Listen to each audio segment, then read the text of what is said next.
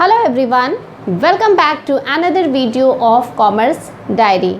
In this video, we will start a new topic, factors affecting capital structure. Now, before studying factors affecting capital structure, first we should know that what is the meaning of capital structure. Capital structure means the composition of long-term funds. Long term funds में क्या क्या composition होना चाहिए and long term funds consist of equity and debt. और long term funds में क्या क्या चीज़ें होती हैं? Equity and date. सपोज करिए आप सब्ज़ी बनाना चाहते हैं, तो पहले तो आपको इंग्रेडिएंट्स पता होना चाहिए कि जो पर्टिकुलर सब्ज़ी आप बनाना चाहते हैं, आप आलू पालक बनाना चाहते हैं, तो आपको पता होना चाहिए कि आलू और पालक इसमें क्या क्या चीज़ें पड़ती हैं, कौन से मसाले पड़ते हैं. दूसरी बात, आपको ये भी पता होना चाहिए कि कौन कौन से जो मसाले पड़ रहे हैं उनका रेशियो कितना होना चाहिए. Similarly here also long term funds का कॉम्पोजिशन कितना होना चाहिए और उस कॉम्पोजिशन में आपस में रेशियो कितना होना चाहिए. कॉम्पोजिशन में दो चीज़ें हैं, इक्विटी और डेट. तो इक्विटी की क्वांटिटी कितनी होनी चाहिए और डेट की क्वांटिटी कितनी होनी चाहिए, ये आपको पता होना चाहिए. और क्यों पता होना ज़रूरी है? आपको इसलिए पता होना ज़रूरी है ताकि अगर आपको पता है कि नमक अगर ज़्यादा कर देंगे तो सब्ज़ी अच्छी नहीं आएगी, हम खा ही नहीं पाएंगे. नमक अगर कम होगा तो टेस्टी नहीं होगी सब्ज़ी. उसी तरह आपको इक्विटी और डेट के बारे में पूरी नॉलेज होनी चाहिए कि आपका जो फर्म का नेचर है उसमें डेट की ज़्यादा ज़रूरत है या इक्विटी की ज़्यादा ज़रूरत है. बहुत सारे ऐसे फैक्टर्स हैं जो हमें बताते हैं, इंडिकेट करते हैं कि इस सिचुएशन में इक्विटी की ज़्यादा ज़रूरत है, इस सिचुएशन में डेट की ज़्यादा ज़रूरत है, या इस पर्टिकुलर सिचुएशन में आप इक्विटी ज़्यादा अफोर्ड नहीं कर सकते हैं, या इस पर्टिकुलर सिचुएशन में आप डेट ज़्यादा अफोर्ड नहीं कर सकते. Now, ratio of equity and debt in a capital structure is called capital gearing और financial leverage. आपको ये तो पता चल गया कि लॉन्ग टर्म फंड में क्या क्या चीज़ें होती हैं. दो चीज़ें, इक्विटी और डेट, और इन दोनों के रेशियो को क्या कहते हैं? कैपिटल गियरिंग या फिर फाइनेंशियल लिवरेज. अगर इन दोनों कि इक्विटी और डेट में अगर इक्विटी की वैल्यू ज़्यादा है तो उसे कहेंगे लो गियरिंग. उसे क्या कहेंगे? लो गियरिंग. और इक्विटी और डेट में इक्विटी की वैल्यू कम है तो उसे क्या कहेंगे? High gearing. एक दोनों के रेसिप्रोकल हैं terms. High equity, low gearing. Low equity, high gearing. एक और टर्म है, अगर इक्विटी ज़्यादा है तो आपने क्या टर्म यूज़ किया है? लो गियरिंग.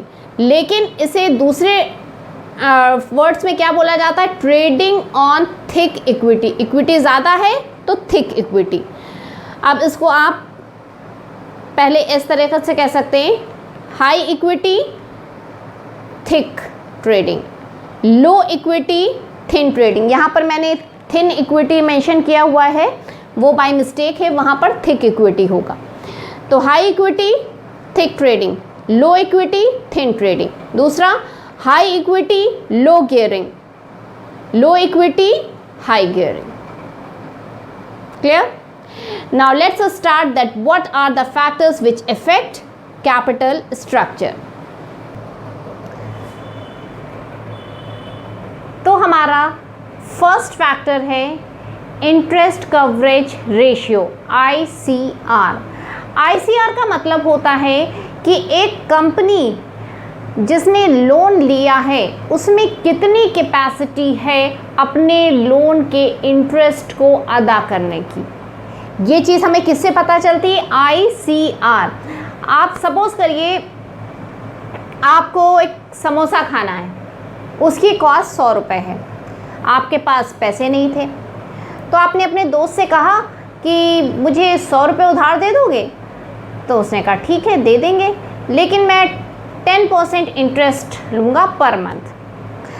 आपकी पॉकेट मनी थी 50 रुपीज़, तो आपने सोचा था 2 महीने में मैं 1 महीने में 50 दे दूंगा, 1 महीने में 50 दे दूंगा, इसके 100 रुपये अदा हो जाएंगे। लेकिन अब उसने कहा 10% इंटरेस्ट भी पड़ेगा पर मंथ, यानी 10 रुपीज़ हर मंथ आपको एक्स्ट्रा देने, यानी 60 देने।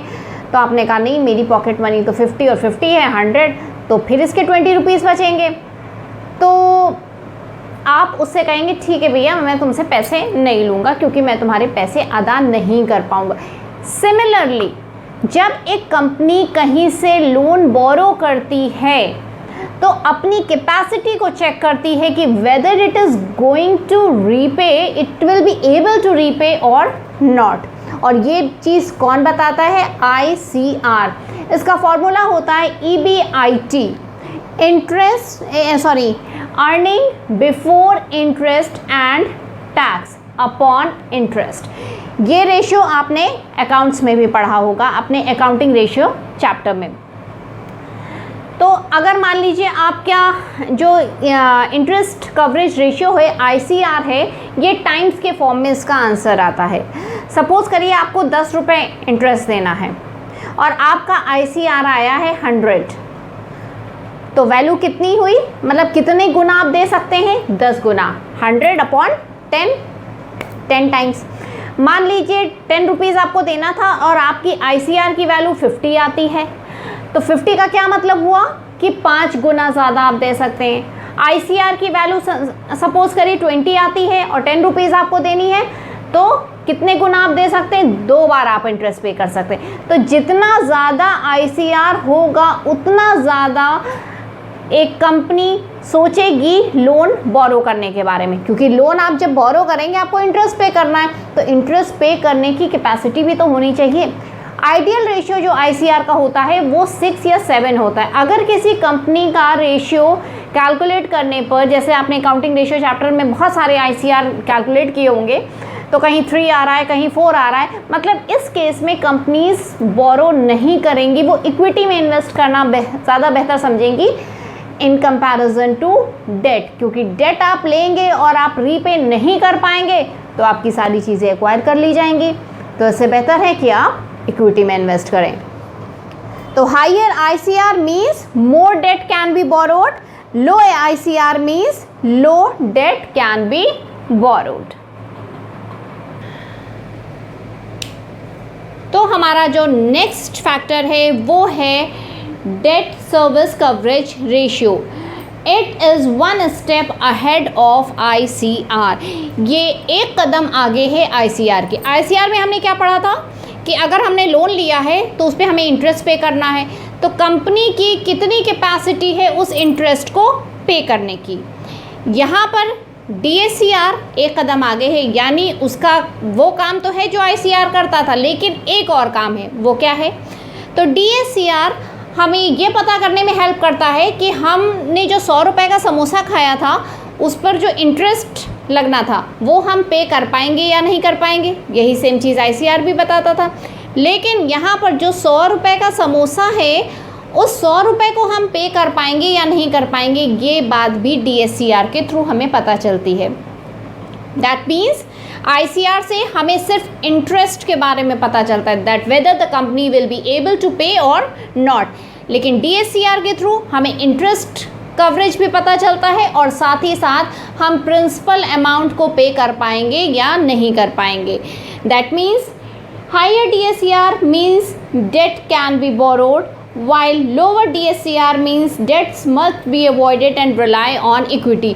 ICR की वैल्यू ज़्यादा है तो ज़्यादा डेट कंपनी बोरो कर सकती है, ICR की वैल्यू कम है तो कम डेट कंपनी बोरो कर सकती है। DSCR की वैल्यू ज़्यादा है तो ज़्यादा डेट बोरो कर सकती है कंपनी। DSCR की वैल्यू अगर कम है तो कम डेट पर रिलाई करेगी, या फिर कंपनी डेट को अवॉइड करना चाहेगी और ज़्यादातर इक्विटी पर रिलाई करेगी। Same thing with ICR। अगर लो ICR है या लो DSCR है तो इसका यही मतलब है कि कंपनी या तो कम डेट बोरो करेगी या बिल्कुल भी डेट बोरो नहीं करेगी और ज़्यादातर अपने फंड्स के लिए इक्विटी पर रिलाई करेगी। फंड्स का क्या मतलब बताया था मैंने कि funds is equal to equity and debenture. तो ज़्यादातर अगर DSCR की वैल्यू ज़्यादा है तो डेट पर रिलाई करेगी, कम है तो इक्विटी पर रिलाई करेगी। इसी तरीके से हमारे बहुत सारे और फैक्टर्स हैं जिसे हम आने वाली नेक्स्ट वीडियोज़ में कवर करेंगे. If you are liking my video then please do like and subscribe my channel. Thank you.